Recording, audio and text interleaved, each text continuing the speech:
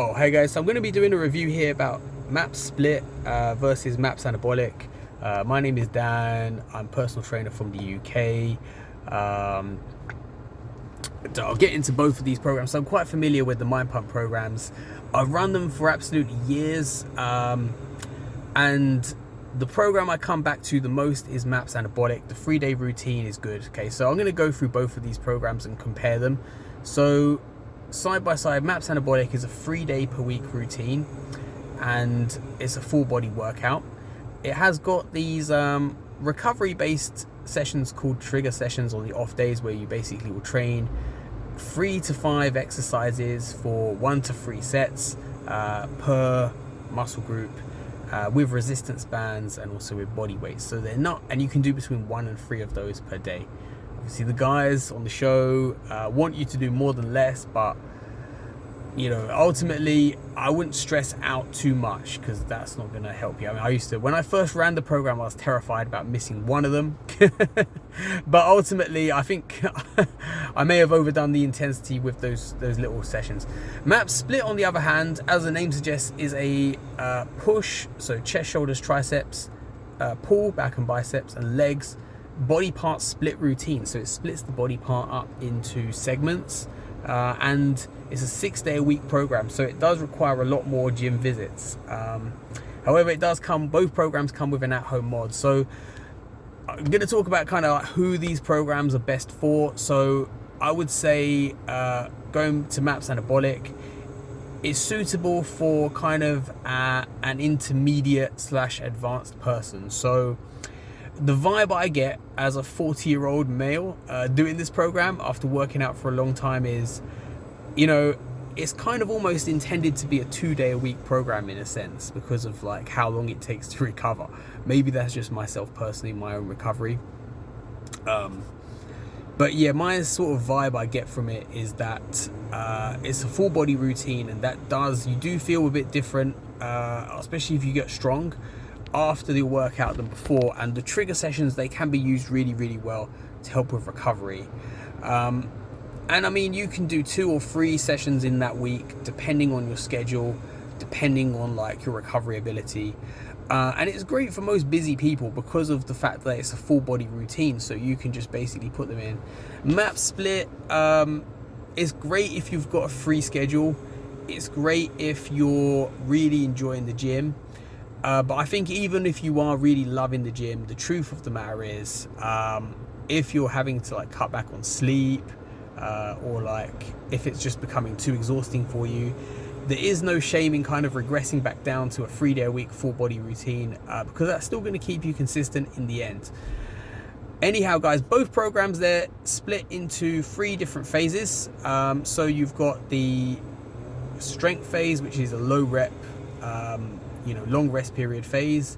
MAPS Anabolic, it has got, a big emphasis on the power lifts, and it's very, very low rep. So it's like 1 to 3 minutes of rest.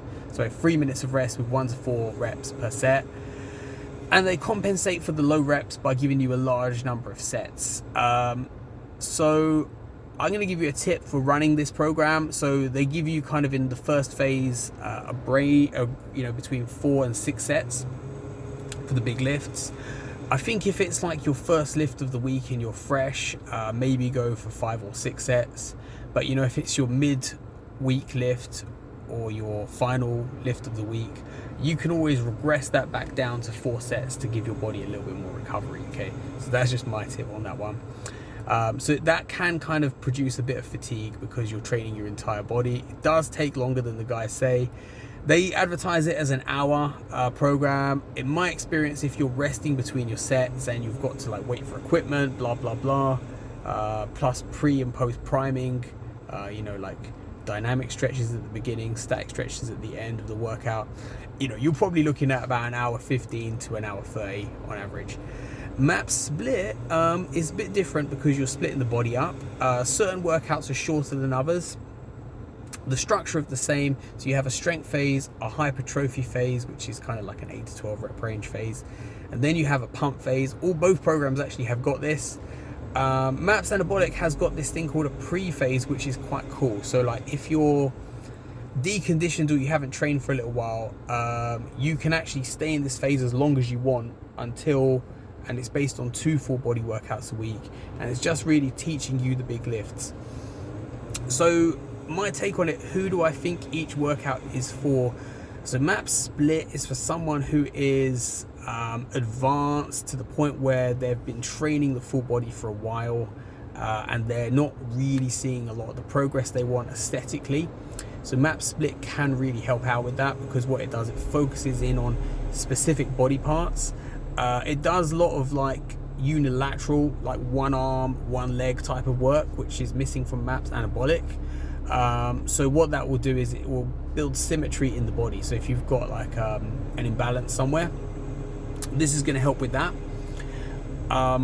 There's a lot of isolation exercises, so if you just like being in the gym a lot, you know, you've got like a lot of stuff that's a bit time consuming, but at the same time it's not super duper hard, and you could push to failure because it's safe. You know, things like rope overhead, tricep extensions, rope single arm press downs, that type of stuff. It's got a lot of that kind of work in it. The third phase of MAP split is not really for the faint-hearted. It has a lot of drop sets, so if you don't know what that is, have a look. That's where you're basically, you know, just hitting failure, drop the weight with no rest, hit failure, drop the weight for 3 drops. It's just really to kind of like wring out the muscle like it's a towel, a wet paper towel or something like that. Both programs are worth their money though, guys. But you know, MAP's anabolic, it's a solid program. I think the danger sometimes in MAP's anabolic is that first strength phase. A lot of people, if they don't have great form, particularly because of the long rest and the low reps, it pushes you to kind of like experiment with heavy weight. And like that's a lot of the time that's where I get hurt, especially, you know, if it's first thing in the morning, you're like half asleep and you go in there and you try and do a big heavy deadlift or something, or bench press, you know. So yeah, let me know what you guys think in the comments. I love all their programs, they're pretty good. I do kind of tweak them for myself, you know, here and there, because ultimately you have to do that. You know, when you get to a certain point in training, you have to personalize them to you. Also, it's like how you would personalize a workout routine for a client. It all depends on like whether you've been injured, your goals, that kind of stuff. But as a good solid framework, the Mind Pump programs are pretty well written, and there's like more than one person involved in the creation of them. There's a lot of like thinking that's kind of gone into them. I haven't tried any of their newer programs like the PPL program or like the upper lower program, but I've ran the majority of their programs like MAPS 15, MAPS Powerlift, MAPS Aesthetic. So you know, let me know if you've cycled through either of them. Yeah, I really like the pump that you get from you know, MAPS split. I like looking in the mirror and just seeing kind of like every muscle pressed up against like the skin. It is pretty good for that. MAPS anabolic phase 3, you do get a little bit of that, but where it's a full body routine, it's not as much. But you have like supersets in MAPS anabolic, which is good. So at the end you can do things like you know, it's like antagonistic muscles. So it's like you have biceps and triceps superset together, that kind of thing. Or I think they have all kinds of stuff in MAPS anabolic as well, like behind the neck presses. Alright guys, so I hope you enjoyed this basic overview of all 3 programs, of both of those programs, and let me know what you think is the most sustainable one for an average person. I think it's going to be MAPS anabolic out of the 2, even with the longer sessions, because in MAPS split they can go an hour and a half as well in certain workouts.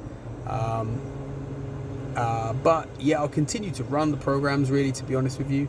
I'm tempted to run through, I'm currently running MAPS split myself. I'm tempted to run through this again one more time, just because I don't feel like a normal human being. So I will probably persevere through that for a while, but I usually fall back to that 3-day MAPS anabolic routine.